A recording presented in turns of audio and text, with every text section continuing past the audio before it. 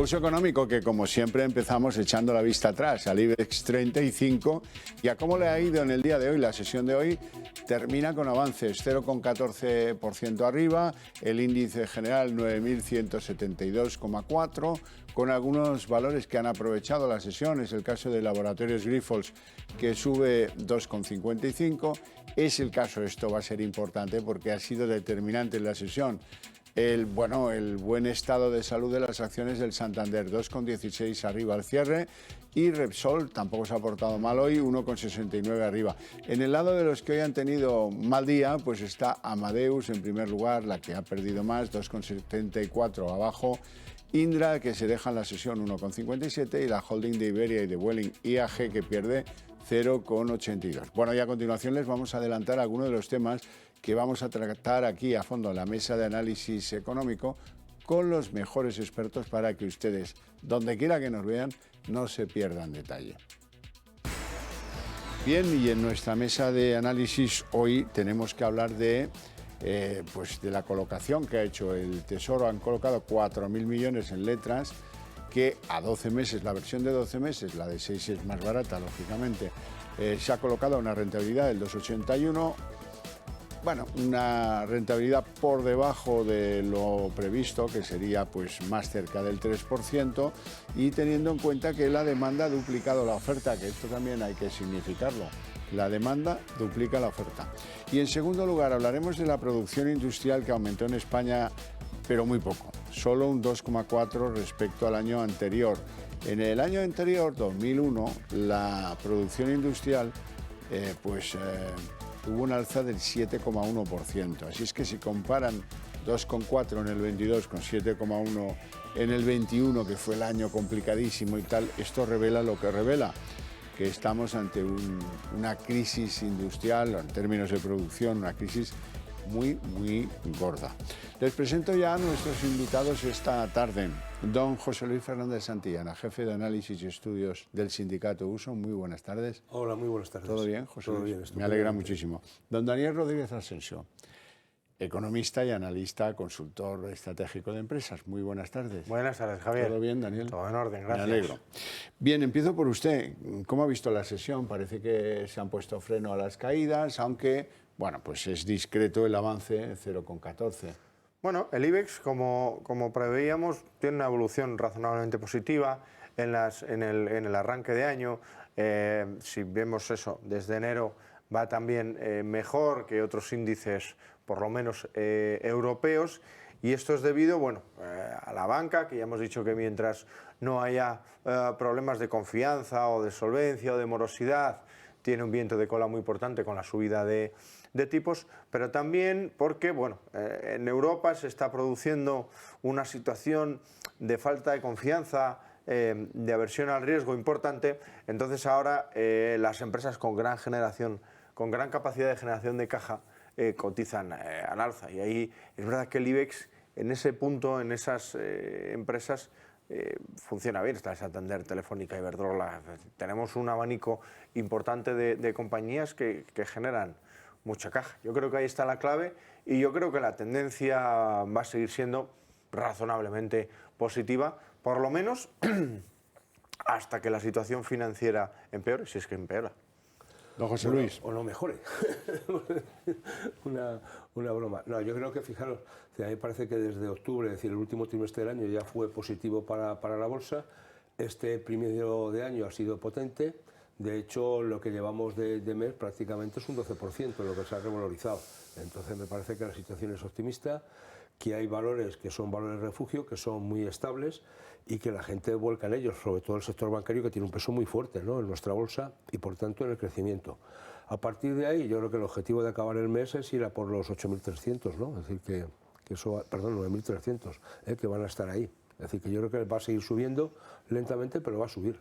Bueno, hablemos de la gran novedad del día, que es la colocación de letras del Tesoro. Ya saben, es esto que hace que la gente haga cola a la puerta del Banco de España, es esto que ha hecho reventar la aplicación para poderlas comprar como inversor, pequeño inversor independiente, en fin, cosas que suceden en este país que solo pasan aquí. Lo cierto es que se han colocado las letras previstas con una demanda que era el doble de lo que se ofrecía y a unos precios, las letras a un año, 2,81%.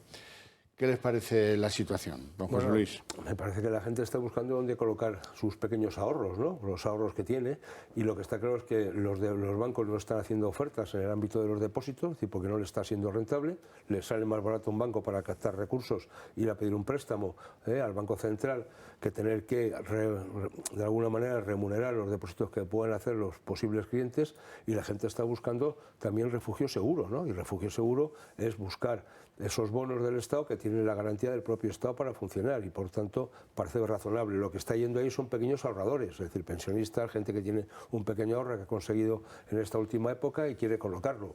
Bueno, yo creo que eso es lo que nos dice, es la inestabilidad de una parte del mercado frente a la estabilidad que empieza a ofertar otro, y eso tiene que ver con la subida de tipos.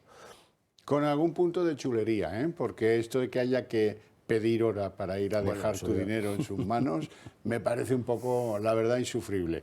Don Daniel. Sí, tiene que ver con lo que hemos dicho antes, la versión al riesgo de lo que está diciendo José Luis. Claro, en este minuto la deuda pública española es muy atractiva porque es un activo sin riesgo, no hay ninguna razón para pensar que se va a producir una suspensión de pagos inminente, ninguna, y ofrece más rentabilidad que la norteamericana, la alemana, la francesa. Entonces, bueno, siempre hemos dicho que, digamos, en el vagón de cola en términos de solvencia y credibilidad en Europa está Italia. Nosotros somos los segundos, pero el hecho de que haya uno antes, pues bueno, hace que las miradas se dirijan a nosotros. Ahora bien, este año, según la estrategia del Tesoro Público, que hizo público en el mes de enero, se van a emitir un 10% más de deuda que el año pasado, un 10%. Eso significa que, bueno, que teniendo en cuenta que el Banco Central Europeo a partir de verano va a reducir el tamaño de su balance a razón de 15.000 millones de euros mensuales, no es mucho, pero es una reducción. Pues bueno, a ver qué pasa conforme pase el año, porque estamos ahí en ese límite entre, ahora mismo nuestra deuda es atractiva, pero si se produce una mínima crisis de confianza en cualquier lugar del mundo, nuestra deuda pasa de ser atractiva a peligrosa. Con lo cual, bueno, es una buena noticia, no nos vamos a engañar, pero yo creo que hay que interpretarla correctamente. Estamos en un buen momento, el momentum es bueno, no tenemos que esperar a que el momentum sea malo para hacer los ajustes que hay que hacer. Bueno, por dejar el escenario internacional más o menos resuelto, ha habido una conferencia de Jerome Powell, el presidente de la FED, en la que parece que no es muy partidario de mayor endurecimiento. La línea de pensamiento de Powell ahora mismo es, hay indicios de desinflación, con lo cual, bueno, va a seguir la línea restrictiva de fondo, pero no se va a acelerar porque, bueno, él tiene la sensación de que con lo corregido, sin haber afectado los datos de empleo, van por buen camino. Bueno, vamos a ver, la situación de Estados Unidos es peculiar.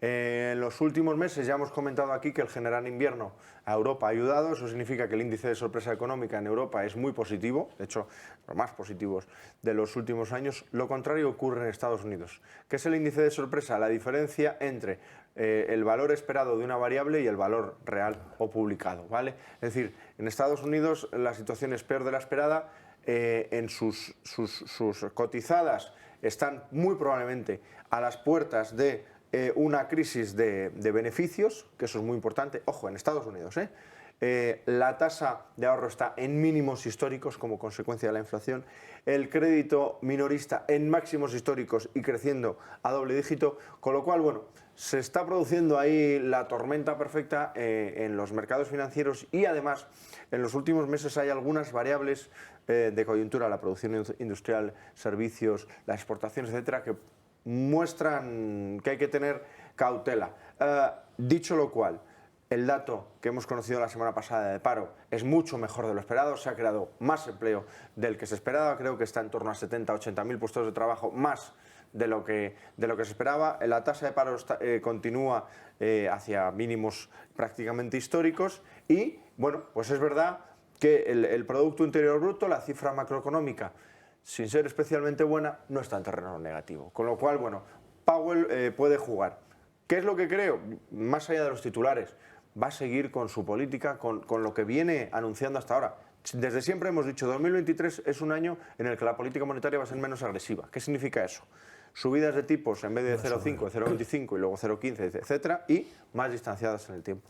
Bueno, yo creo que Powell lo que va a hacer es seguir en esa línea, es decir, de ir a cuartillos y luego ir reduciendo, ¿no? Y con más tiempo, es decir, porque le ha ido bien, es decir, la inflación de alguna manera se ha minorado su crecimiento, sigue siendo alta, el empleo se ha mantenido y ha crecido, aunque la tasa de paro ya ha crecido una décima. Claro, es pasar del 3,5 al 3,6. Hombre, ya quisiera yo simplemente el doble de la tasa de paro americana para funcionar por aquí. Pues está la realidad, es decir, que la política económica le está más o menos funcionando, más allá que lo que es Wall Street y la bolsa está en situaciones de mínimos y por tanto está mucho peor que las bolsas europeas respecto a las posibles situaciones. Bueno, Estados Unidos es muy compleja respecto y es muy diverso, si queremos comparar con Europa, que es mucho más homogénea, ¿no?, en su comportamiento.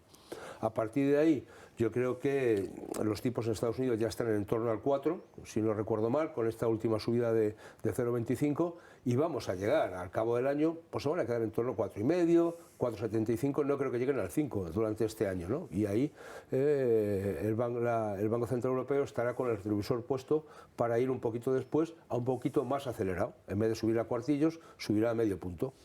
Vamos con la producción industrial y estamos hablando de España, obviamente. El año pasado fue de un 2,4%, pero el año 21, que era el año terrorífico que veníamos de donde veníamos, fue del 7,1%, así que son muy malos datos. Vean.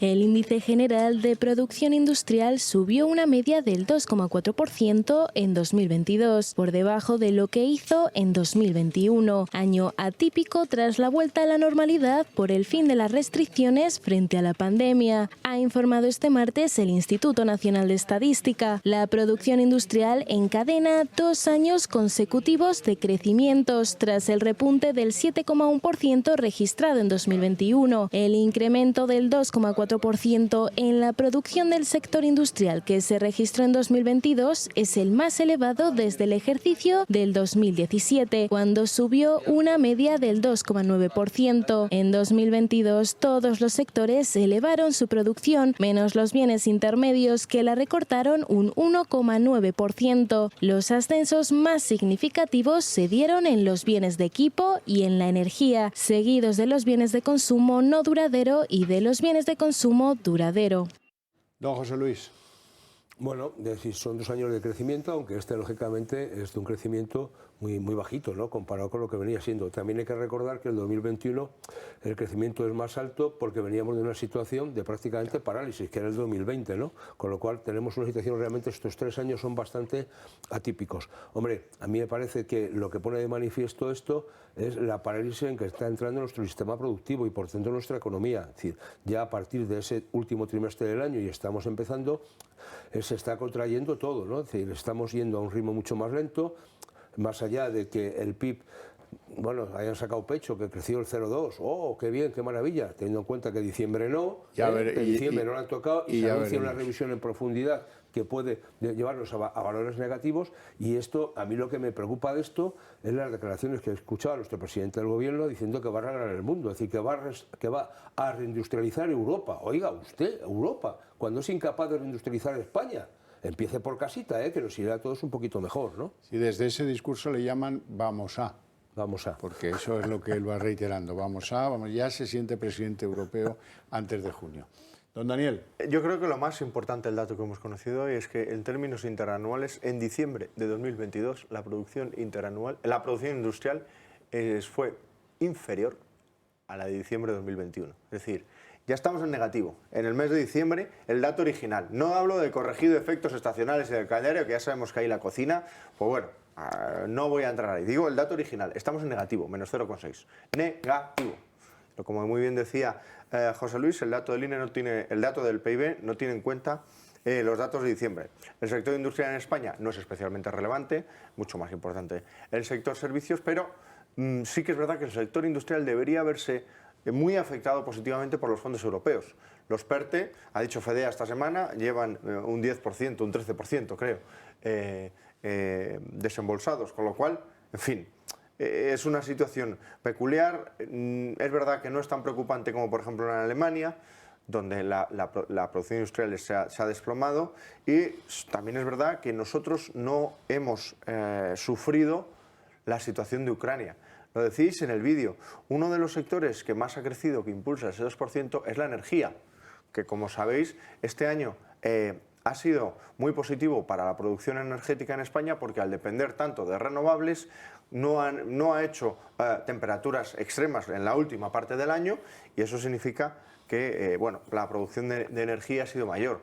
Pero bueno, yo no sé si eso es mucha industria. Quiero decir, me explico, intento delimitar un poco el asunto, con lo cual es un buen dato. Me preocupa mucho lo de diciembre, vamos a ver qué pasa en enero, y en cualquier caso yo siempre digo lo mismo, a mí me da igual, no sé cuál es la diferencia entre crecer más 0,1 y caer menos 0,1, las situaciones de estancamiento, de esta inflación, y sobre todo que no hay ningún motor que diga, oye, vamos a tirar hacia adelante.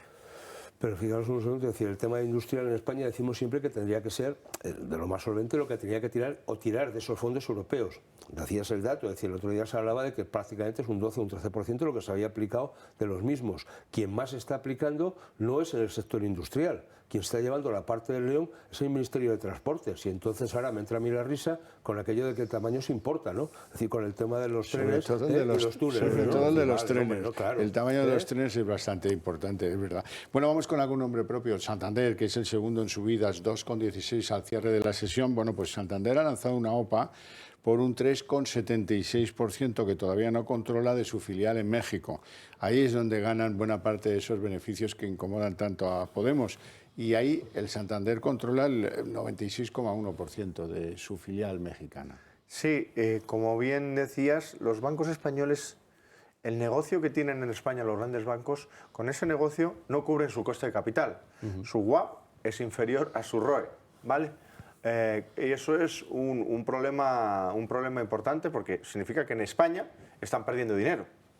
Eso no ocurre en otros muchos lugares, entre ellos México, donde con una economía que es verdad que es más inestable que la española, el sector financiero pues está tirando mucho y está beneficiando mucho a nuestros bancos, con lo cual, bueno, es un movimiento que es anecdótico porque realmente ha comprado un 2 o un 3%, pero bueno, refleja una apuesta y refleja pues bueno, que hay que seguir diversificando el modelo de negocio. Bueno, yo creo que hacerse con el control absoluto y ya está, para no tener ningún tipo de problema y por tanto tener la absoluta capacidad de decidir sobre lo que hace o deja de hacer, siendo ya súper mayoritario en las acciones, ¿no? Yo comparto, es decir, que buena parte del negocio de nuestros grandes bancos lo tienen fuera de España, no solamente en Latinoamérica, que buena parte está ahí, sino también Reino Unido, etcétera. Es decir, y más allá de que el BBVA, por ejemplo, tenga el problema turco que de vez en cuando le salta. Pero dicho esto, es que les ha ido muy bien, ¿no? Y los beneficios, ¿dónde los han adquirido? Brasil, México, fuera de España, fundamentalmente. No nos olvidemos que tenemos una economía que está globalizada y que, por tanto, los mercados de capital están en esa globalización. Yo no voy a entrar si es buena, mala o regular, pero desde luego que existe y que es así y que el dinero se mueve, y cuanto por más continentes se mueve, más rentabilidad se le saca. Bueno. José Luis, hay un movimiento industrial internacional importante. El primer productor mundial de chips es Taiwán. Y en Taiwán resulta que han tenido la peor de las caídas de sus exportaciones desde el 2009. Y eso se atribuye a que la industria internacional cada vez precisa menos de los chips. Bueno, ellos están buscando fórmulas alternativas y luego, primero, es decir, aquí hay dos cosas. Uno, que también hubo un parón en la producción y, por tanto, durante ese parón la gente se ha buscado otras alternativas para funcionar, y eso hace que, lógicamente, la demanda caiga, ¿no? Y luego las situaciones también del propio transporte. Recordemos los bloqueos que ha habido de los puertos y la poca capacidad de que llegasen mercancías a Europa. Y tenemos, por ejemplo, aquí en España, cantidades ingentes de vehículos que estén esperando un chip para ser puestos en funcionamiento, ¿no? Es decir, que todavía sigue habiendo necesidad. Lo que está claro es que, siendo el principal fabricante, al final, si tú no diversificas tu producción, al final estás atado de pies y manos, y una de las cosas, o la parte más importante de lo que tú generas, deja de ser eficiente, ¿no? Y esto es lo que les ha pasado. Daniel, ¿se acabó la fiebre de los chips? Bueno, yo creo que lo que están pasando es reducir dos cosas. Primero, reducir la dependencia de Taiwán, porque es verdad que, por ejemplo, en el sector automovilístico, durante todos este año y el pasado, han tenido problemas muy importantes con la fabricación de chips, y eso se debe, pues, digamos, a cuestiones internas de Taiwán, y eso se está reduciendo. Y segundo y no menos importante, China. Uno de los mayores destinos de los chips taiwaneses es China. Como China y su sector industrial ha estado parado hasta hace muy poquito por las medidas COVID y lleva no sé cuántos años parado, pues Taiwán se ha resentido. Es uno de los países a los que más le ha afectado. Con lo cual, bueno, el primer componente yo creo que es estructural. Van a seguir diversificando las vías de producción, las cadenas de valor, todas las grandes empresas. El segundo, el de China, yo creo que sí que en los últimos meses estamos viendo una recuperación que, bueno, afectará positivamente a Taiwán. Don José Luis, vamos a ver, sentencia judicial que dice que los trabajadores de baja laboral no tienen derecho a cobrar pagas extraordinarias. Pero eso no es una sentencia, eso es la práctica habitual. O sea, que eso no es ninguna novedad. Es decir, cuando la baja te la paga la Seguridad Social, te la paga prorrateada en 12 mensualidades, porque te lo hace utilizando las bases de cotización. Luego, no hay absolutamente ninguna novedad. De hecho, hay que explicarle alguna vez a algún trabajador, cuando está de baja y le paga la Seguridad Social, dice, ahí va, estoy cobrando más. Ojo, no estás cobrando más, te están prorrateando las 14 pagas en 12. Y esa es la forma porque lo hacen teniendo en cuenta la base de cotización, sí, y no el salario mensual. Pero si les niegan el derecho a la remuneración de esas vacaciones, se acabará ese prorrateo, que es lo que dice esta sentencia. Bueno, vamos a ver, es decir, yo no he leído la sentencia en detalle, pero digo, desde el punto de vista de lo que es la remuneración, sigue siendo habitual. ¿Cuál es el problema? Que cuando esa persona se normaliza, resulta que hay una parte del salario que deja de percibir, porque ya lo ha percibido, prorrateado. Ya. Y entonces es cuando viene el calentón. Oiga, usted me está pagando menos, no, porque te lo han pagado ya. Daniel, el rebote del precio petrolero, el barril de Brent está ya por encima de los $82. Bueno, era de esperar. La reactivación de China es un impulso a la demanda muy importante, porque se ha abierto casi de un día para otro y casi de forma inesperada. Y además, los acuerdos que hay a nivel de OPEP es de mantener la producción. ¿Por qué? Porque necesitan precisamente esa recuperación del precio del petróleo. ¿Se va a trasladar a la inflación?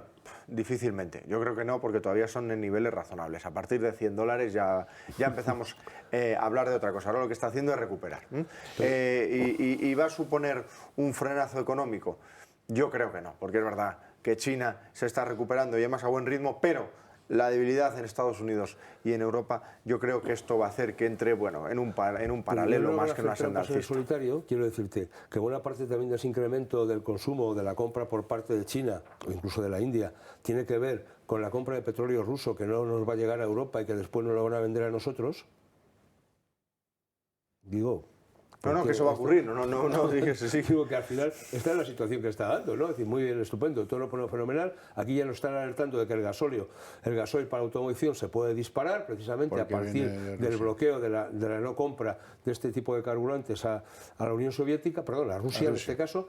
Pero oiga, si es que Rusia se lo vende a la India, se lo vende a China y esto nos lo vende a nosotros y encima hacen negocio, ¿no? Y otro componente importante, bien, ¿no? También se lo compramos a Estados Unidos, que los trae a través del fracking, que como sabemos nosotros no podemos hacerlo, pero Marruecos sí. Bueno, también compramos electricidad a Francia y es nuclear. Bueno, don José Luis, vamos a ver, Transparencia dice que los sindicatos ocultaron el 90% de sus datos intraeconómicos. ¿Cuánto cobra Pepe Álvarez o cuánto reciben de sus cuotas de sus... Ustedes, la USO sale bien parada, pero oiga, a UGT, a CESIF y a comisiones les dan bastante caña. Bueno, pues que espabilen, ¿no? Quiero decir que aquí nosotros tenemos publicados en nuestra página web, o sea, nosotros tenemos en el sindicato configurado lo que llamamos también una comisión de transparencia, que son 3 personas que van paseándose por todas las organizaciones de la USO pidiendo las cuentas, a verlas. A ver si están bien, están mal y en qué estamos gastando el dinero. Bueno, hay que decir que hay una ley que desde hace 10 años exige esa transparencia. Sobre todo en lo que afecta a ellos más directamente, porque estos están más beneficiados que nosotros de las subvenciones públicas, que son las que tienen que justificar. Nosotros cuando se aprobó la ley de transparencia decimos, oiga, hay que justificar no solo lo público, sino lo que te llega por otras vías, que pueden ser a veces más peligrosas que lo público, porque no sabes de quién vienen. Y os pongo un ejemplo muy sencillo. Nosotros, por ejemplo, por negociar un convenio colectivo en un momento determinado, la empresa te suelta una pasta por los costes de la negociación. Bueno, hay costes más o menos, ¿no? Oiga, ese dinero que se sepa que tal compañía por negociar el convenio colectivo te ha dado 5.000 euros, 6.000 euros, 7.000, los que fuere. Eso no lo están contabilizando. Nosotros intentamos hacer un ejercicio de transparencia a partir de esa comisión y que todos los gastos del sindicato están auditados. Y lo que es más, en la página web publicamos todos los años un resumen que hace esa comisión donde se ponen los ingresos, los gastos y el sueldo de los dirigentes. Bueno, seguramente podremos ser más transparentes, pero desde luego hasta ahora no nos han echado la bronca, con lo cual creo que no vamos mal. No parece que sea el caso de los que han salido un poco con la cara colorada de este análisis de transparencia, que en fin, pues no permite saber cuánto cobran los principales líderes sindicales del sindicato, cosa que en cualquier otro mundo sería para echarse de cabeza al río. No tenemos tiempo para más. A ustedes les veo ahora en la redacción abierta con todo lo que trae la política.